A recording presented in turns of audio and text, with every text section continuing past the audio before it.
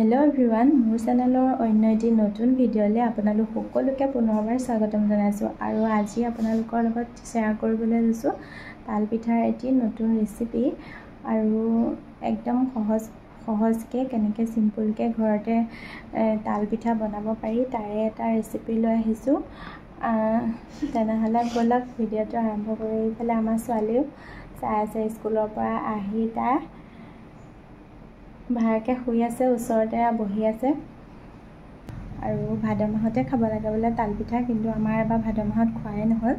আৰু আজি যেহেতুকে বনাইছো সেই কাৰণে ভাবিলো অকনমান ভিডিও কৰি ৰাখো আৰু আপোনালোকৰ লগতো ভিডিওটো শেয়াৰ কৰো তেনেহলে বলক ভিডিওটো আৰম্ভ কৰো ताल पिठा बनाबर कारणे मैं एया जोआकालिए पिठागुड़ी किनि खुनि राखिसिलो आरो जिकुनो भात खा चाउলৰ पिठागुड़ी लले हबो आरो मैं राति खुनि पेला एनेকৈ फेনৰ হাৱাতে অলপ সময় দি থৈছিলো এতিয়া মই অকনমান তালকিটা ধুই ললো আৰু মই এটা তালেৰহে এতিয়া পিঠা বনাম কিন্তু মানে দুটা আছিল যেহেতুকে দুইটা অকনমান ধুই লৈছো আৰু বেছি ধুব নালাগে বাৰু এতিয়া যেহেতুকে এনেকৈ এৰুৱাই লুৱাই হ'ব তালৰ অংশখিনি ওপৰৰ প্ৰথমে মই একেবাৰে ওপৰৰ ডাঠ অংশটো এৰুৱাই ললো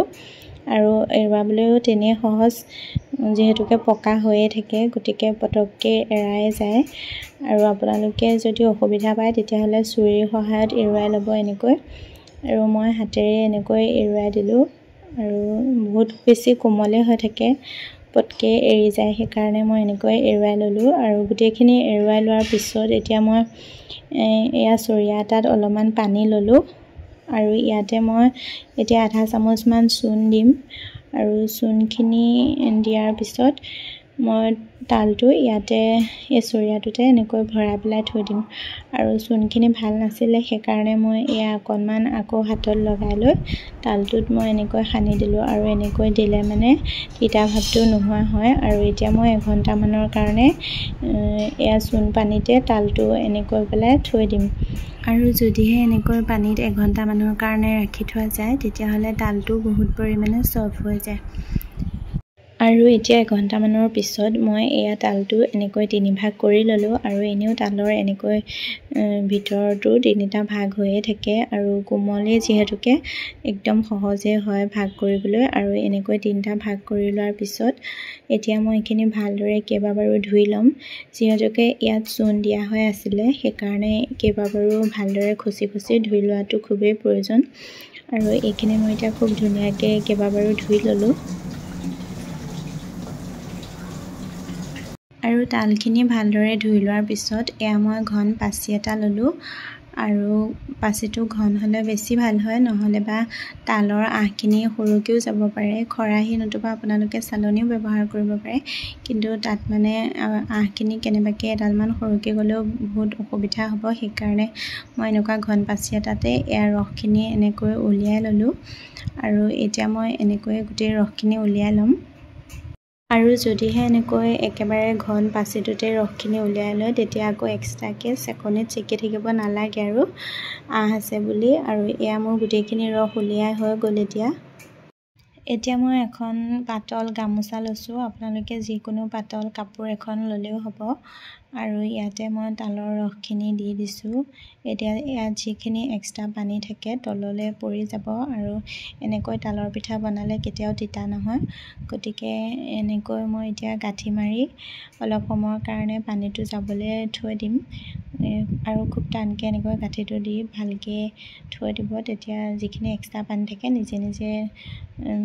পৰি থাকিব তলত গটিকে মই এনেকৈ থৈ দিম অলপ সময়ৰ কাৰণে আৰু এয়া চাওক মই এনেকৈ এতিয়া গাঠি মাৰি দিম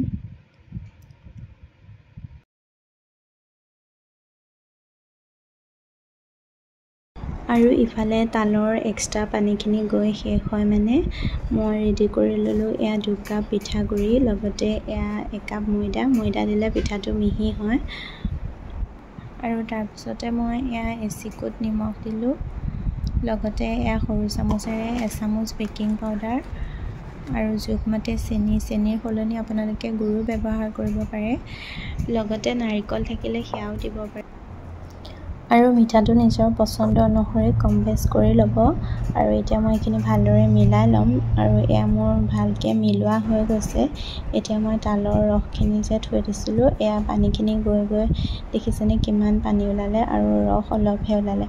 এতিয়া মই এক্সট্ৰা পানীখিনি নিদিওঁ, কাৰণ এইখিনি দিলে তিটিকি হ'ব,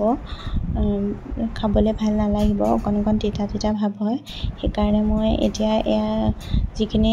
গামোচাখনত দিওঁতে ৰৈ গৈছিলে ৰসখিনি, সেইখিনিহে মই ব্যৱহাৰ কৰিছোঁ। এয়া 1 কাপমান হ'ব, 1 কাপমান জোখৰ ওলালে। ইয়াতে মই এতিয়া আৰু অকণমান পানী দি দিম, 2 চামুচমান হ'ব। আৰু এইখিনি মই এতিয়া ধুনীয়াকৈ প্ৰথমে হাতেৰে মিলাই ল'লোঁ, তাৰপিছত এতিয়া মই এনেকৈ ভালকৈ আকৌ মিলাই লৈছোঁ। আৰু মিলাই লোৱাৰ পিছত এতিয়া মই কেৰাহীত তেল গৰম হ'বলৈ দিলোঁ। আৰু তেল গৰম হোৱাৰ পিছত প্ৰথমতে হাই ফ্লেমত ৰাখিছিলোঁ, তাৰপিছত যেতিয়া তেলখিনি গৰম হ'ল তেতিয়া মই মিডিয়াম কৰি দিলোঁ জুইৰ ফ্লেমটো। আৰু এতিয়া মই মিডিয়াম টু ল' ফ্লেমত এয়া গোটেইখিনি পিঠা ভাজি ল'ম। আৰু এয়া আমাৰ পিঠা ভাজি হৈ গ'ল। আৰু পিঠাকেইটা দেখিছেনে কিমান ধুনীয়া মচমচীয়া হৈছে। আৰু যিসকলে বনাব নাজানে তেওঁলোকে এবাৰ এনেদৰে ট্ৰাই কৰি চাবচোন। এয়া এতিয়া আমাৰ তাল পিঠা ৰেডি হৈ গ'ল।